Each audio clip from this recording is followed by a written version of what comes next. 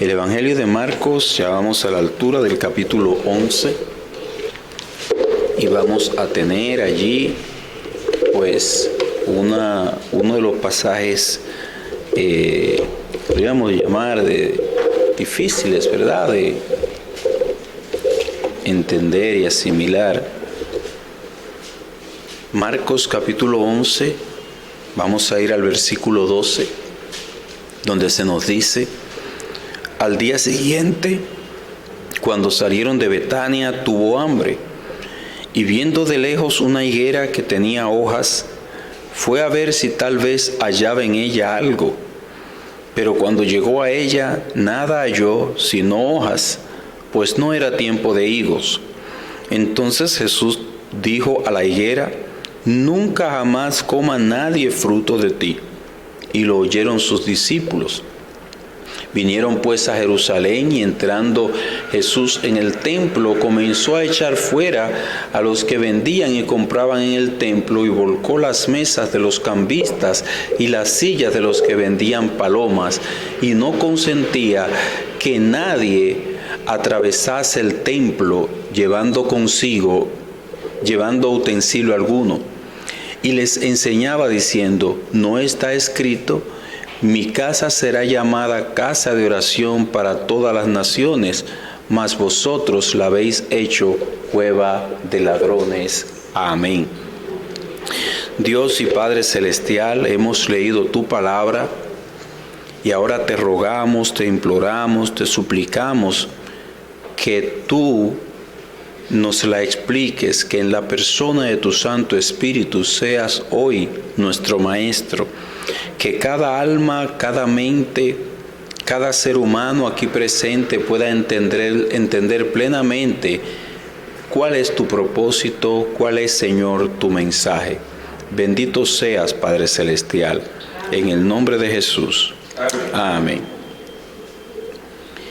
En esta ocasión vamos a ver la maldición de la higuera, como nosotros le conocemos.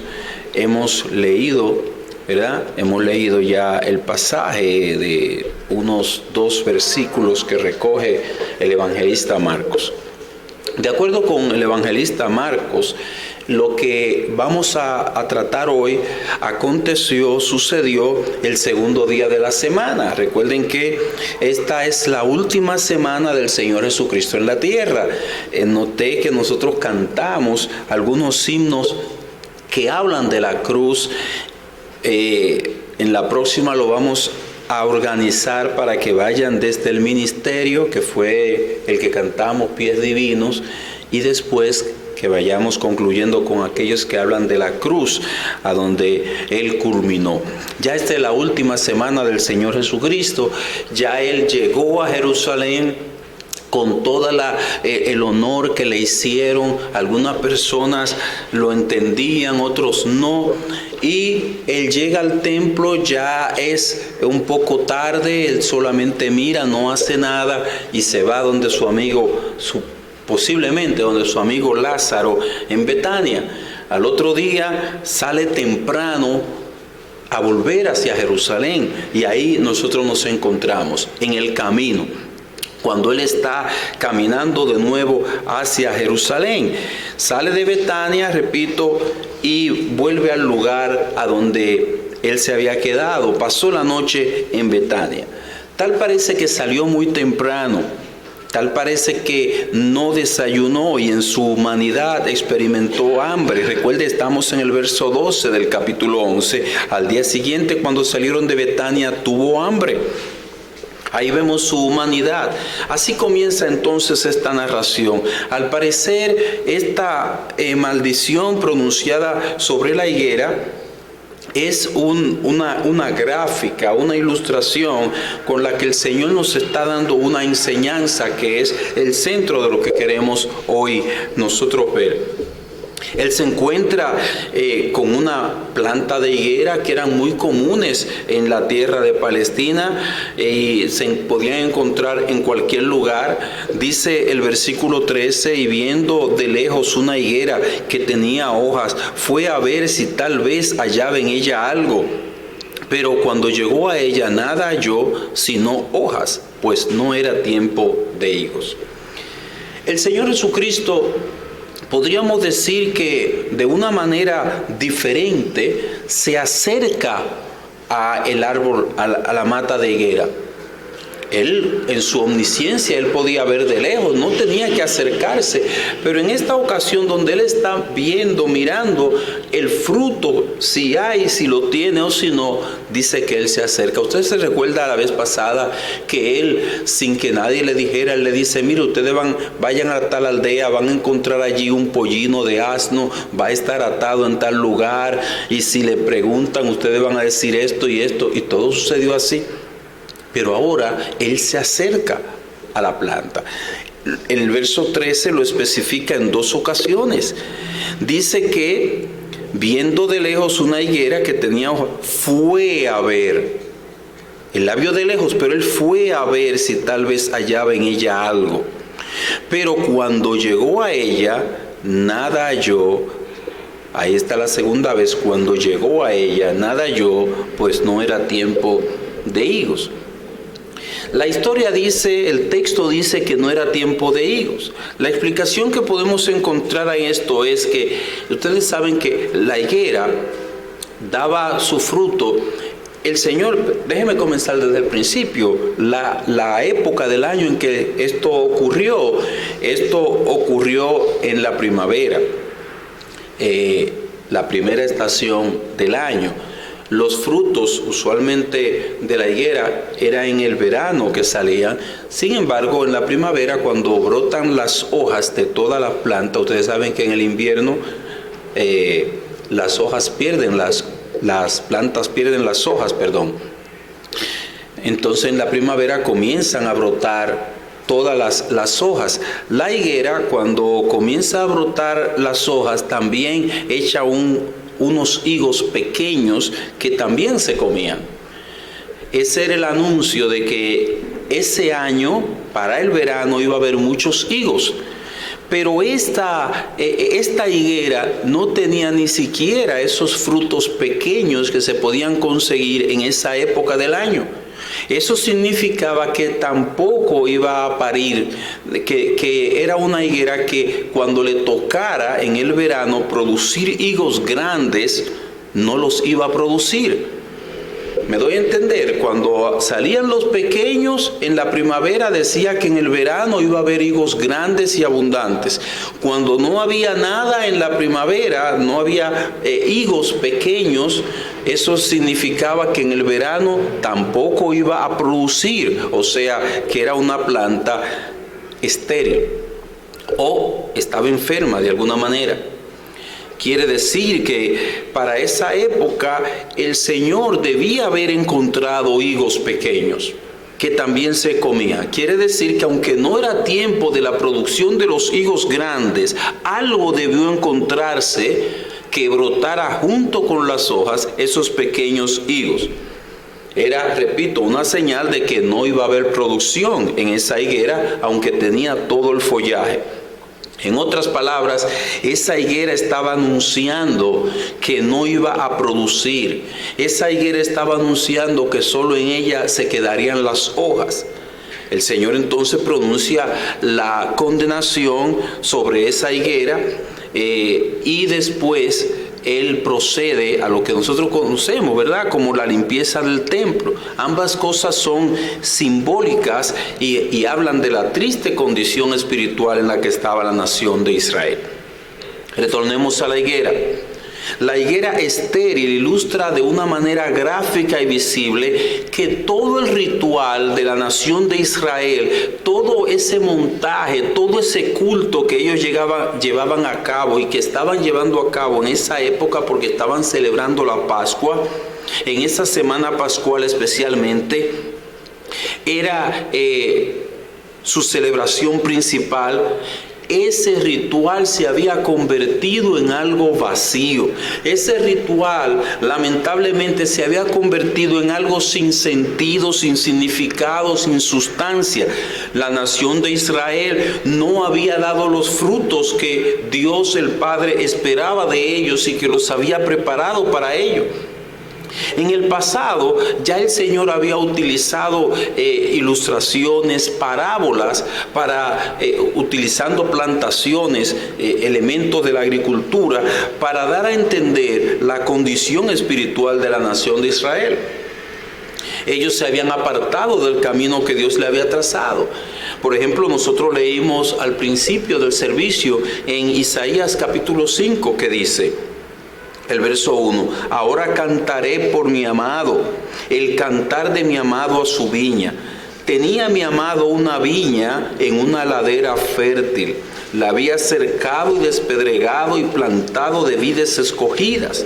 Había edificado en medio de ella una torre y hecho también en ella un lagar. Y esperaba que diese uvas y dio uvas silvestres. Ahora pues, vecinos de Jerusalén y varones de Judá, juzgad ahora entre mí y mi viña. ¿Qué más se podía hacer? ¿Qué más se podía hacer a mi viña que yo no haya hecho en ella? ¿Cómo esperando yo que diese uvas, ha dado uvas silvestres? Os mostraré pues ahora lo que haré yo a mi viña. Le quitaré su vallado y será consumida, portillaré su cerca y será hollada. Haré que quede desierta, no será podada ni cavada, y crecerán el caldo y los espinos, y aún a las nubes mandaré que no derramen lluvia sobre ella. Ciertamente la viña de Jehová de los ejércitos es la casa de Israel, y los hombres de Judá, planta deliciosa suya. Esperaba juicio, y he aquí vileza, justicia, y he aquí clamor. Y ya también sigue diciendo Juan el Bautista. Acabo de leer a Isaías capítulo 5, versículos 1 al 7. El Señor plantó, dice él, una viña o plantas de uva para hacer vino. Si no comprende lo que es la vid, una planta de uva. Él arregló una viña con todo lo que necesitaba, con provisión de agua, la cercó, la abonó. Pero cuando vino el fruto, resulta que fueron uvas silvestres, uvas que no servían. Él dijo, ¿y qué haré yo a mi viña? ¿Qué haré yo con mi viña? ¿Qué falta por yo hacer? Primero él preguntó, ¿qué más se podía hacer a mi viña que yo no haya hecho en ella? O sea, yo hice todo, la aboné, la podé, hice todo para que produjera y no lo hizo. Entonces, ¿qué voy a hacer? Dice el Señor. Le quitaré el vallado, o sea, le quitaré la empalizada para que la gente cruce normalmente, la pisotee. Porque todo conuco, ustedes saben que se cerca para que no pasen personas, ni animales, ni pisen las plantas. Él dice, le quitaré entonces el vallado, le quitaré la empalizada y dejaré que entren la persona, la pisoteen y hagan todo. Y así efectivamente hizo Nabucodonosor con la viña del Señor. Dios le quitó la protección y Nabucodonosor derribó todo, acabó con todo. Porque Dios esperaba juicio de parte de Israel, o sea, justicia, un andar correcto. Y dice él, he aquí vileza. Se comportaron como cualquiera. Más tarde, ya en el Nuevo Testamento, le dice el Señor a los religiosos de Israel, y ya también el hacha está puesta a la raíz de los árboles. Por tanto, todo árbol que no da buen fruto es cortado y echado en el fuego. Mateo capítulo 3, versículo 10.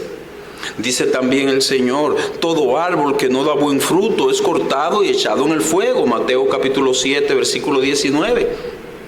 También se nos dice en Hebreos capítulo 6, a manera de advertencia, versículos 7 al 8, porque la tierra que bebe la lluvia, que muchas veces cae sobre ella y produce hierba provechosa a aquellos por los cuales es labrada, recibe bendición de Dios. Pero la que produce espinos y abrojos es reprobada, está próxima a ser maldecida y su fin es el ser quemada. Es una advertencia, mis hermanos. Una plantación, un pedazo de tierra, dice el Señor, que recibe lluvia continua, buena cantidad de lluvia para producir, produce hierba provechosa, ok, recibe bendición. Pero un terreno que lo que produce es espinos, abrojos, una hierba espinosa que no sirve para nada, esa tierra está próxima a ser maldecida y su fin es el ser quemada, toda esa hierba. Hay una solemne advertencia a todos. Hay una solemne advertencia al buen uso de los privilegios que Dios nos da, a una respuesta al trabajo que Dios hace en nosotros. Esta última cita, o sea, Hebreos capítulo 6, versículos 7 al 8, no se refiere exclusivamente a Israel. No se refiere exclusivamente a Israel, ese es un texto nuevo testamentario, sino que se refiere a todo terreno en el cual el Señor ha trabajado, el Señor se ha dedicado, el Señor ha hecho por él todo lo propio, lo adecuado, lo necesario, pero no ha dado los frutos. No ha dado los frutos. Entiendo, estos pasajes son suficientes para mostrarnos que muchas veces el Señor utilizó ilustraciones del campo con las plantas para dejar ver a Israel que ellos se habían desviado, dejar ver a Israel que ellos habían desperdiciado los grandes privilegios que Él le había dado. Es a Israel a quien el Señor adoptó como pueblo suyo en el pasado. Es a Israel con quien Él estableció un pacto con ellos.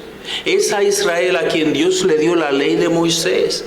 Fue a Israel a quien Dios le dio el culto, a quien pertenecía el culto. Fue a ellos a quienes también le dio las promesas. Este pueblo, como ningún otro pueblo, recibió grandes privilegios. Pero ¿qué hizo con ellos? No rindió los frutos que debía de rendir. Todos aquí sabemos lo duro que es el trabajo de agricultura. Nadie lo quiere. Nosotros preferimos trabajar en una industria que trabajar la agricultura. Se trabaja duro. Antes de sembrar una semilla hay que preparar la tierra, hay que ararla. Hay que echar insecticida para que las plagas, luego hay que sembrar, luego hay que deshiervar, luego hay que echarle agua, esperar la lluvia y un sinnúmero de pasos que hay que dar en ese proceso, pero es con la expectativa de que se va a recibir fruto. Eso es lo que alienta, eso es lo que alimenta al agricultor. Pero en el caso del pueblo de Israel, Dios se quedó esperando y no solo no hubo fruto, sino que el fruto que dieron fue un fruto silvestre, un fruto de mala calidad. En la naturaleza, nosotros encontramos árboles como esta higuera, árboles que son estériles, que no producen, decimos que son árboles machos. A veces nos ha tocado con la mata de lechosa, que solamente da como las flores, unas flores blancas, pero no produce lechosa. Decimos, ay, que esa mata es macho. Eso nosotros podemos decir que solamente se queda en ese lugar. Ahora bien, en el sentido espiritual, ¿a qué se está refiriendo esta gráfica que el Señor nos está dando? Esta ilustración que Él nos está dando con la higuera. ¿A qué se debe la ausencia de frutos? Bueno, la ausencia de frutos se debe a que en la persona hay una desconexión con Jesucristo. Por eso no puede producir frutos. Por eso es un árbol que no produce. Israel le sucedió eso. Israel se quedó con todo el ritual, con todo el montaje, con todos los sacrificios, pero se habían desconectado del dador del ritual, se habían separado en sus corazones de Dios, en sus corazones ellos se habían separado del Señor, del verdadero sentido de la ley, del dador de la ley. Dice el profeta Isaías Dice pues el Señor, porque este pueblo se acerca a mí con su boca y con sus labios me honra, pero su corazón está lejos de mí. Isaías capítulo 29, versículo 13. Es un texto muy utilizado, pero no deja de tener un impacto. Cuán duro es que Dios diga, su corazón está lejos de mí. Su corazón no está amando a Dios, el dador de todas las cosas. Pero mira, llevan a cabo todo el ritual. ¿Tú sabes cuántos animales sacrificaron hoy? Tanto. Pero mira, todo está ordenadito, todo está bien hecho. Pero es el corazón el problema. Sé que estas palabras son muy repetidas. Isaías 29:3. Eso es cierto. Pero una vez más decimos, no dejan de ser relevantes. Lo que el profeta está expresando es una queja de Dios. Y eso no ocurrió una sola vez. No fue a una sola generación de israelitas, sino que muchas veces en la historia de Israel nosotros vemos ese patrón, a donde las personas siguen un ritual, donde las personas hacen una serie de cosas en el templo, pero el corazón de ellos no está en el Señor. Ellos dieron importancia a lo que se veía. Ellos dieron importancia a lo que impactaba a las personas. Ellos se esforzaban por llevar a cabo el ritual con todos los pasos, mientras el corazón no estaba amando a Dios. Solo de algunos el Señor Jesucristo dijo, he aquí un verdadero israelita. Había que buscarlo con lupa. No lo podía decir de todos. Los verdaderos israelitas eran pocos. Es por eso que el Señor Jesucristo nos dice a nosotros, permaneced en mí y yo en vosotros. Como el pámpano no puede llevar fruto por sí mismo si no permanece en la vid, así tampoco vosotros si no permanecéis en mí. Yo soy la vid, vosotros los pámpanos. El que permanece en mí y yo en él, este lleva mucho fruto, porque separados de mí nada podéis hacer. Juan capítulo 15, versículo 4 al 5. Permanezcan en mí para que no les suceda lo mismo que al pueblo de Israel. Permanezcan unidos, adheridos, conectados conmigo, para que no se quede en un cascarón, en una apariencia. Permanezcan en mí para que puedan dar los frutos adecuados, los frutos que Dios espera y que el pueblo de Israel no pudo dar. ¿Cuál es la clave? Permanezcan en mí. No se les está mandando a que fructifiquen, sino que el fruto será sencillamente un resultado. ¿Qué deben hacer entonces? Permanecer unidos a Cristo. Solamente eso. Esto es aplicable entonces a cualquiera, tanto a Israel como a nosotros. No es una orden a fabricar los frutos, jamás. El mandamiento sencillamente es permanecer, no separarnos de Jesús, no desconectarnos de Jesús, mantener esa comunión viva con el Señor Jesucristo, no pretender, no tratar de hacer las cosas en nuestra fuerza humana, sino sencillamente nuestro único esfuerzo, si se puede decir esfuerzo, es mantener esa relación viva y permanente con el Señor Jesucristo. Una relación real con Él, porque Él está vivo. Entonces es una relación con un ser vivo. El Señor Jesucristo vive y nosotros vivimos por Él, es lo que Él nos dice. Hermanos, ese es el punto, nuestra relación con el Señor Jesucristo. Si nuestra relación con el Señor Jesucristo es una relación real, es una relación viva, es una relación constante, es una relación que la mantenemos, nuestra religión va a ser una religión viva. No va a ser una religión externa y visible solamente, sino real. Entonces, cuando nosotros mantengamos esa relación con el Señor Jesucristo, se va a cumplir lo que dice el salmista en el Salmo número 1. Será como árbol plantado junto a corrientes de aguas, que da su fruto a su tiempo y su hoja no cae, y todo lo que hace prosperará. Salmo 1, versículo 3. Cuando el árbol está a la orilla del río, nosotros lo podemos ver, tenemos un río aquí en La Romana, Río Dulce. Usted se acerca y puede pasar un periodo de sequía y ese árbol siempre está con unas hojas verdes. Y si es un árbol fructífero, o sea, si no es una planta de caoba o algo así que no da un fruto, usted le verá que da su fruto a su tiempo. Y es fácil. ¿A qué se debe? A que las raíces están conectadas con el agua. Simple y sencillamente. Dice, será como árbol plantado junto a corrientes de agua. Si el cristiano se une a las corrientes de agua que son Jesucristo, su hoja no cae, su fruto siempre estará en su tiempo y en su momento. Mi hermano, tú vas a fructificar si te unes vitalmente a Cristo. Tú vas a fructificar si te centras, si te concentras, si te enfocas en Jesucristo.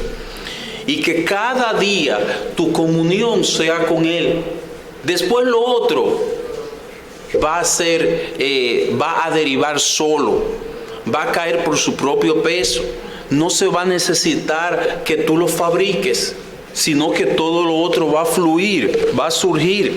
Eso es lo que sucede cuando, repito, el árbol está plantado junto a corrientes de agua. Cuando toma de ellas, cuando el agua está a su disposición, siempre que estemos conectados a Cristo, su gracia está a nuestra disposición. Nunca nos la niega. Cuando las aguas nutren ese árbol, el árbol está allí nutriéndose continuamente, no le va a faltar fruto. No va a faltar. Esa es la clave para fructificar. Permanecer unido a Jesús, simple y sencillamente. Él es el tronco, nosotros somos las ramas. Él es la clave, Él es el centro. Todo va a depender de esa relación con el Señor Jesucristo. Y no hay que preguntar, ¿y qué es lo que debo de hacer? ¿Qué es lo que debo? ¿Cómo debo comportarme? ¿Qué es lo que deben de ver en mí? Esto o aquello. Nada de eso. Que tú estés unido, permanezcas unido a Jesús, simple y sencillamente. Y precisamente en esto falló la nación de Israel. Abandonaron su relación con Dios en sus corazones. Abandonaron su relación con Dios en sus corazones. Ellos tal vez entendían que Dios se fijaba, miraba, observaba lo que ellos hacían y que no miraba sus corazones. La adoración se convirtió en una honra meramente de labios. El formalismo lo llenó todo. El formalismo que ellos llevaban era como para impresionar. En el fondo, sin embargo, no estaban amando al Señor. Se convirtieron en un árbol que solamente daba hojas, una mera apariencia, como la higuera, pero que no fructificaba. El Señor Jesucristo entonces dijo a la higuera, nunca jamás coma nadie fruto de ti, versículo 14 de Marcos capítulo 11.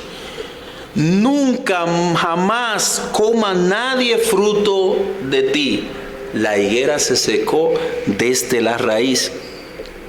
Y vemos que efectivamente eso sucedió con el ritual judío. Dejó de ser lo que era para dar paso a algo diferente. ¿Qué es lo diferente? Dios se ha formado un pueblo compuesto de judíos y de gentiles, pero que adora a Él, lo adora a Él en espíritu y en verdad. Esa es la iglesia. Dios ha hecho algo diferente. Ya nadie toma de las aguas del judaísmo. Es por eso que ya el judaísmo quedó atrás. Es por esto que cuando el Señor Jesucristo murió en la cruz del Calvario, dice la Escritura, había un velo que dividía el lugar santo del lugar santísimo. Era una cortina de una tela gruesa. Dice la Escritura que cuando Él murió en la cruz, el velo se rasgó de arriba abajo, para que no hubiera duda que ahí no había mano humana. De arriba abajo, significando que ya el camino fue abierto a Dios el Padre, significando que hubo una ruptura con la religión judía. El velo del templo se rasgó, dice Marcos precisamente en el capítulo 15, verso 38. El mismo Marcos especifica que al rasgarse en dos, esa tela gruesa del templo, lo hizo de arriba abajo, significando que fue la mano de Dios que lo hizo. Dios mismo rasgó ese velo, queriendo decir que había ya una ruptura, que el antiguo pacto había terminado, que Él había roto esa relación exclusivista para dar paso a una apertura a todos. Gentiles y judíos habrían de entrar al cielo por medio de Jesucristo. El ritual judío ya había pasado, había sido eliminado, y ahora se da paso a lo que es el nuevo pacto establecido sobre mejores promesas, que es el que nosotros celebramos una vez al mes, el primer domingo de cada mes. Pero esto ha sido glorioso, hermanos, porque ahora nosotros tenemos más que aquel simbolismo. Ahora nosotros tenemos, dice la Escritura, dice el libro de los Hebreos, mejores promesas, un mejor sacerdocio. Ahora tenemos entrada en el cielo. Dios es maravilloso. Pero el judaísmo dejó de ser una fuente de agua donde las demás naciones podían venir y beber. Por esa falla, por haber dejado a Dios, por haber quitado a Dios del centro, por haber dejado al Señor en sus corazones, ellos dejaron de ser la fuente donde otras naciones podían venir y saciar su sed. El judaísmo dejó de ser la religión a donde Dios se manifestaba, dejó de ser el lugar a donde Dios dejaba ver su gloria. El judaísmo dejó de ser el símbolo de la presencia de Dios con un pueblo. Caducó, terminó el antiguo pacto, dio lugar al nuevo pacto. Claro, esta condición de Israel no es algo que nosotros lo podemos mirar con alegría, aunque nosotros nos beneficiamos de esa exclusión, de ese rompimiento, porque eso, repito, dio paso a que judíos y gentiles pudieran entrar por medio de Jesucristo, sino que esa condición en la que cayó Israel, y especialmente la capital, Jerusalén, es algo que hizo brotar lágrimas al Señor. Y nosotros también nos duele. Dice la Escritura en el pasaje paralelo de Lucas, el pasaje paralelo al que estamos estudiando de Marcos 11, que cuando llegó cerca de la ciudad, eso es cuando Él volvía de Betania para Jerusalén, dice que al verla lloró sobre ella y pronunció palabras.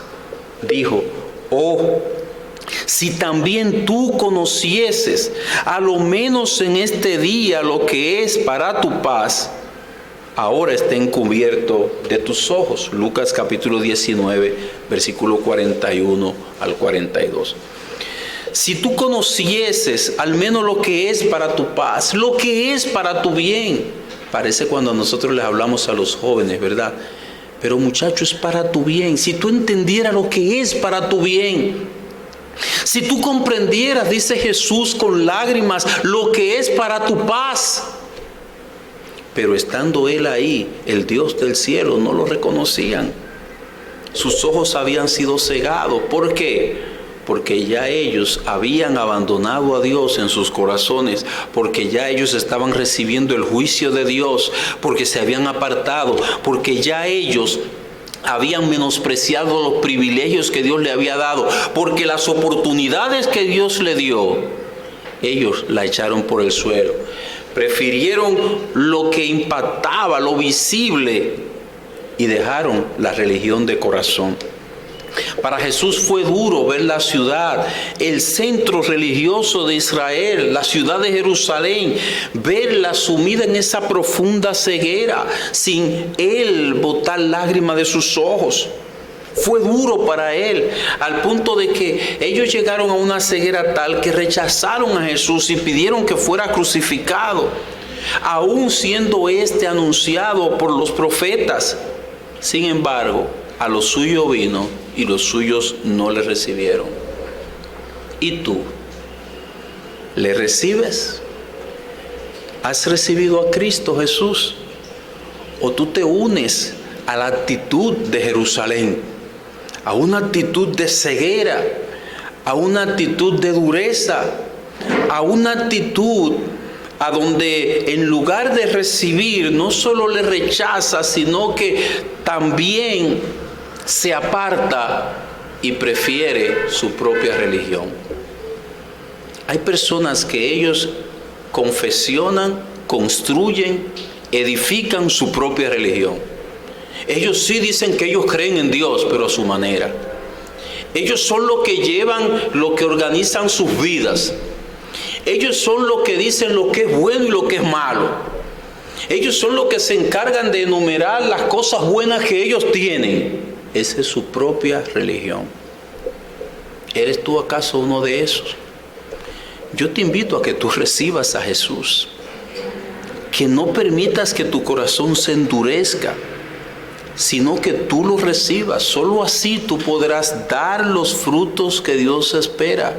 Hermanos y amigos, a todos Dios nos ha dado oportunidad. A todos Dios nos ha dado. A todos como árboles. Él nos ha echado agua. Él nos ha alimentado con abono, fertilizante, para que demos fruto para su gloria. Cada uno es responsable de ese fruto.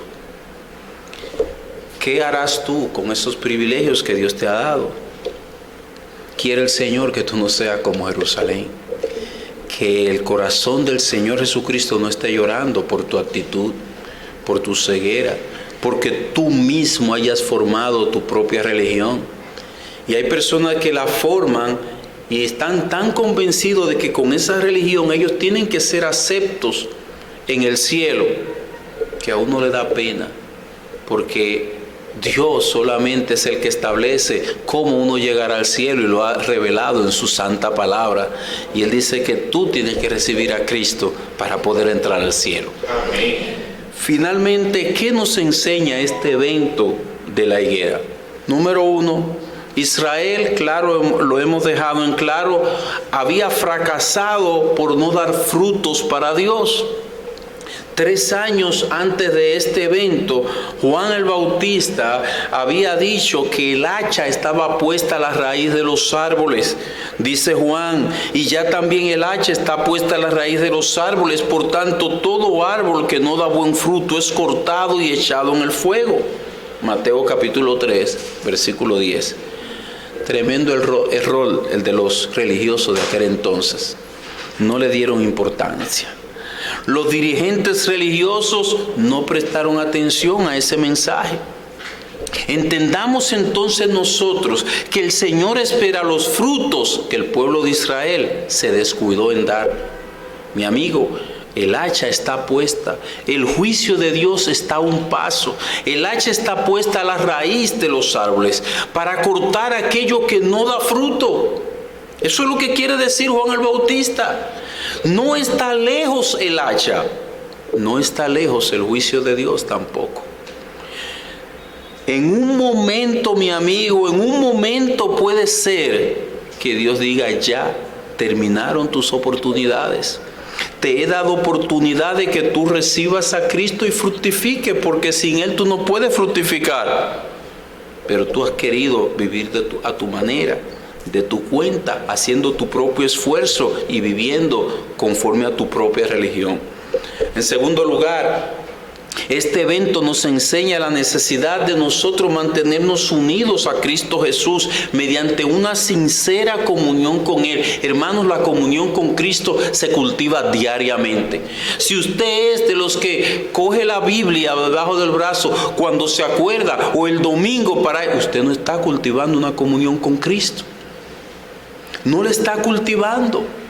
Usted tiene que venir a su palabra continuamente. Usted tiene que venir a su trono una y otra vez, derramar su corazón, abrir su corazón con sinceridad al Señor continuamente.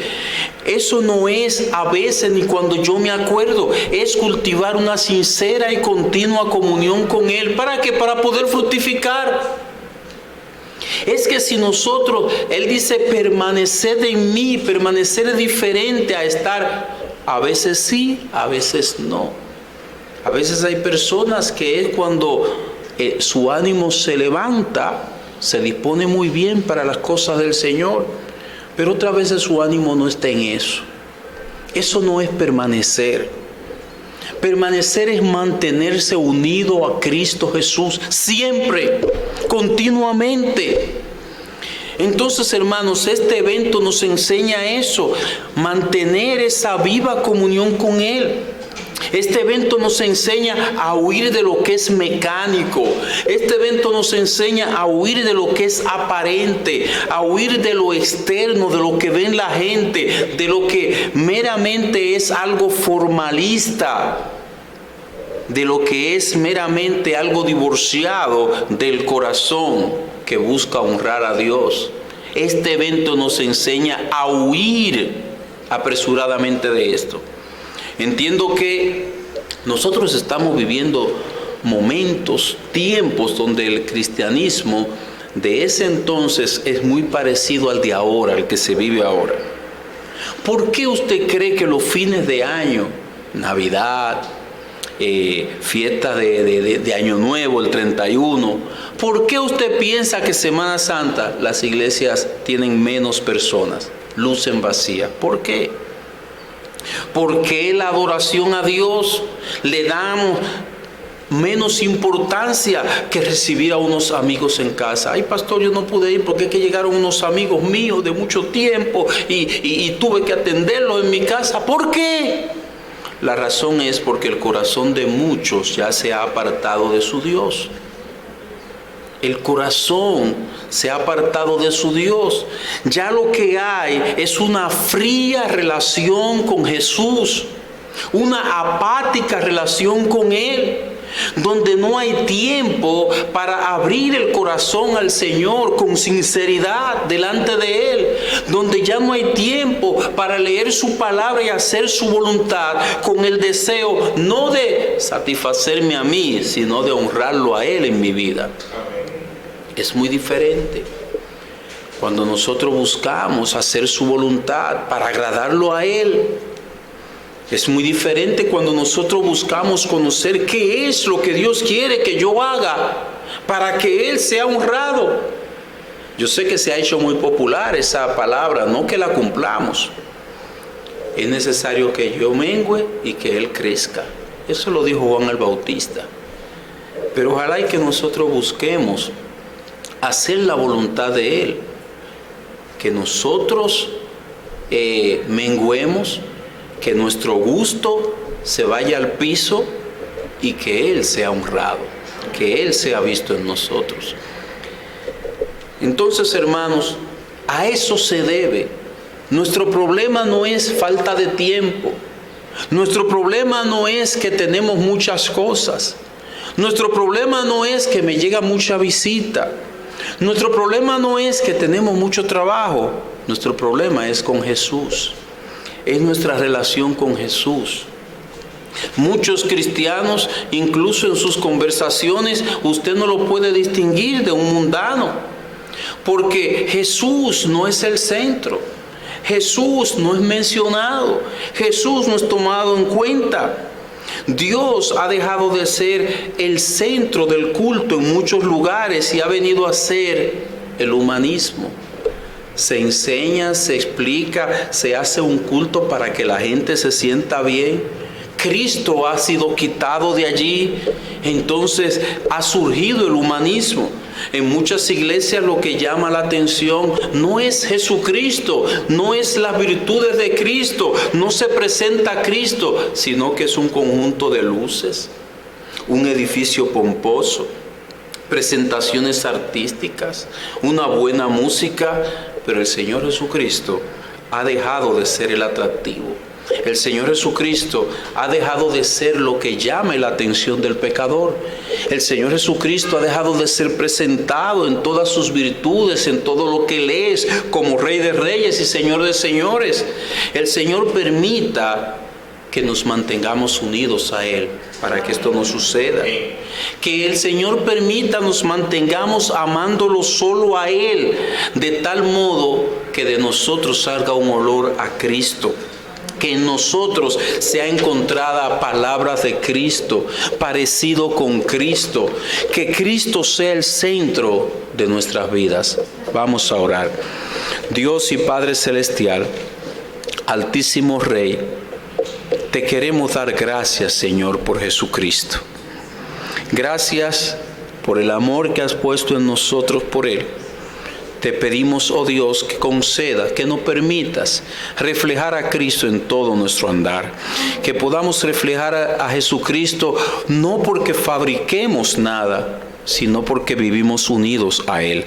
En Jesús, el que murió por nuestros pecados, te pido. Amén.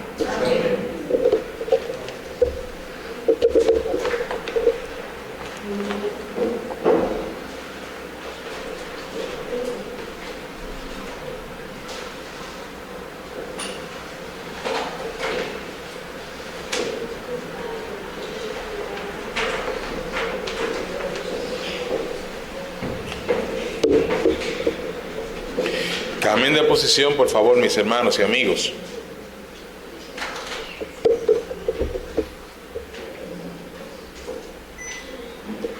Entonemos el himno 280, himno 280.